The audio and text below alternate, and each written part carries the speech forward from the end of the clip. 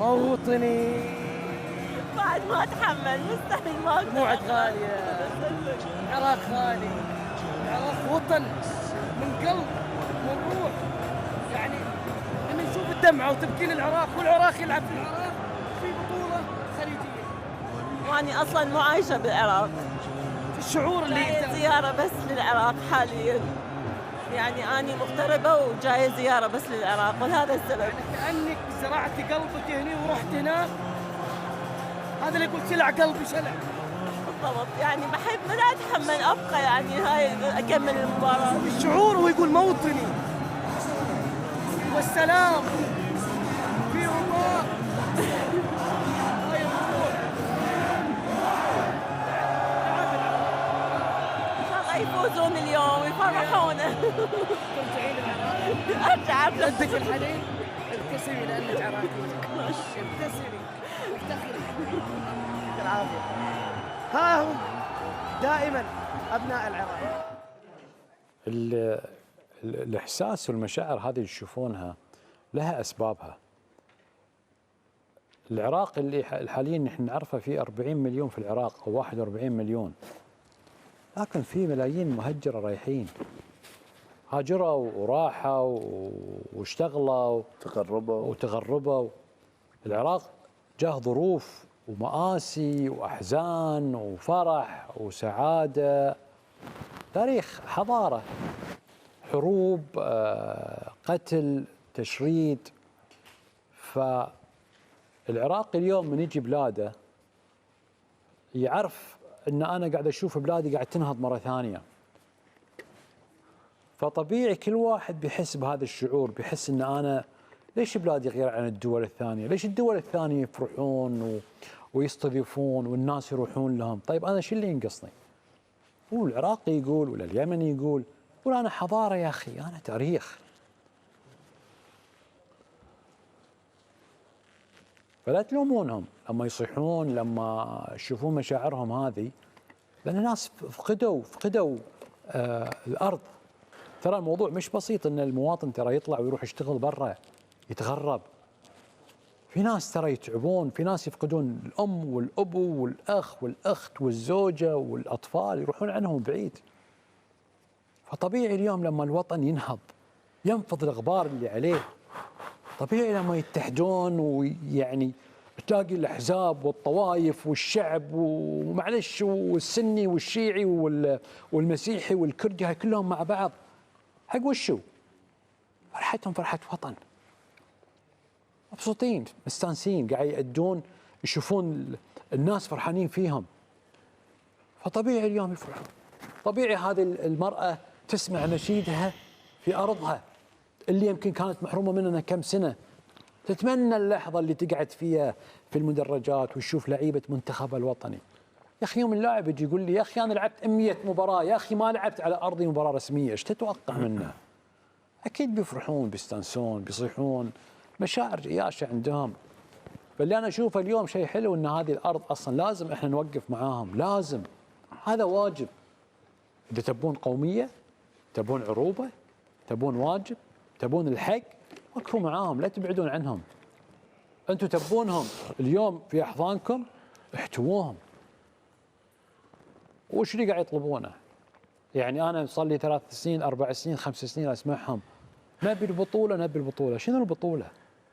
بطولة كرة قدم، بطولة كرة قدم، وجمعت لكم هذه الأمة كلها من قبل لا تبتدي البطولة، من قبل لا يسوون حتى هذه الملاعب الجميلة اللي قاعد نشوفها، والناس يقولون لكم تعالوا يا أخي، تعالوا نرجوكم، تعالوا نتوسل إليكم، تعالوا. بعضهم فقد الأمل فينا، وبعضهم قال لا احنا عندنا إصرار نجيب الخليجيين عندنا.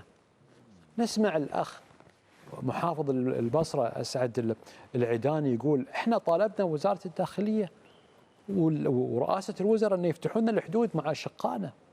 افتحوا الحدود، الشعوب جو، الخليجيين جو بكل بساطة. هذا احنا موجودين في العراق ومستانسين وفرحانين، وشعب اللهم لك الحمد يأكلنا ويشربنا ويهدينا ويبتسم لنا ويفتح لنا البيبان والله يا جماعة الخير، احنا أرجع وأقول هذه رسالتنا احنا، هذه ما فيها مبالغة. ما في اي مبالغه في كلامنا، الناس هذول يبوننا حواليهم. يا جماعه الخير، الارض هذه لو احنا تبينا معاهم فتره بيشتغلون في البنيه التحتيه، بيشتغلون في الفنادق، في الجسور، في الانفاق، بيشتغلون في البلد، لانهم بيشوفون بلادهم قاعد تنهض، وبيشوفون الناس قاعد بيجونهم، بيصير في سياحه، في تجاره، في علم، في ثقافه. ترى هذول كانوا اصلا في الاساس هم هاي حياتهم. البصره في السبعينات كانت تنذكر في المسلسلات وفي التاريخ بلد سياحه، بلد اقتصاد، بلد تجاره. اشياء وايد ترى احنا نمتلكها في حياتنا هي اساسها من عندهم. مهندسين، مثقفين، علماء، مهد العلماء يسمون هذه الارض مهد العلماء. ليش احنا نبعد عنهم؟ نختلف، طبيعه الحياه في اختلاف بيني وبينك، الاخ يختلف مع اخوه، لكن ما ابعد. قد ما اقدر ما ابعد، قد ما اقدر اجر صوبي، لا يجرون صوبهم. هذا احنا مجتمعين في بطولة الخليج العربي، وهذا احنا فرحانين، وهم فرحانين فينا، مبسوطين، والله مبسوطين. انا اقعد معاهم للصبح، انا ما ارقد يوميا الا على اصواتهم في الكرنيش، طيط طيط طيط، واغاني واهازيج وفرح وما ادري وشو، واقوم من نومي على صوتهم. اقسم بالله العظيم ما حسيت بلحظة ازعاج. هو ازعاج حق اللي بيرقد، بس انا مش منزعج. تدرون ليش؟ اشوفهم فرحانين مكيفين. مره اغنيه قطريه، ومره اغنيه سعوديه، ومره اماراتيه، ومره بحرينيه، ومره كويتيه، مره عمانيه. كل الخليج ما عندهم فرق. اليوم مباراه قطر والبحرين، من الجمهور اللي حاضر؟ كم عدد القطريين اللي حضروا او البحرينيين؟ كم عدد مدرجات هذا الاستاد المينا؟ 40,000، 45,000، 30,000. 99% أو 95% عراقيين ومتوزعين، اللي يشجع قطر، واللي يشجع البحرين، واللي راح يشجع السعودية، واللي راح يشجع الإمارات، واللي يشجع قاعد يشجعون. ولا وش طلبهم؟ افتحوا لنا بس المدرجات، ما لكم خاص، احنا بنروح نشجع الناس. ما قالوا منتخبنا العراقي وبس، قالوا لا، شجع الكل. فاتحين ابوابهم، فاتحين بيوتهم. ما ادري شو اوصف لكم الوضع. واحد اليوم جاب لي هالهديه، بالنسبه لي انا او لغيره ممكن تكون هديه عاديه، لكن هي هديه ثمينه من عنده. مصباح وخاتم وهديه تذكاريه، وكل هديه من ميسان لها رمز ولها معنويه ولها كفاح. المراه العراقيه مكافحه، الرجل العراقي مكافح. جماعه هاي ما فيها لعبه، هذه دوله فيها حضارات، مش حضاره واحده 7000 سنه عمرها. لا نبعد عن العراق، لا نبعد عن العراق ابدا، لا نبعد عن العراق، بل احنا لازم نروح للعراق، احنا اللي نوقف معاهم، احنا اللي نساعدهم، وهذا اللي واجب اصلا، هذا الصح. سامحوني انا اوقات يمكن يعني اعبر عن شيء لاني انا مفتقده في هالناس. فاليوم انا لما اشوفهم فرحانين فينا ومستانسين، يا اخي طبيعي اني بقول تعالوا، وطبيعي بقول لكم لازم نتمسك فيهم، لأن هم متمسكين فينا. ترى هم متمسكين فينا على مدار التاريخ، ترى هم ما تخلوا عنا. في فترة فتور، خلافات، صح، لكن هم جزء منك، هم جزء منك، واحنا جزء منهم. احنا كالجسد الواحد.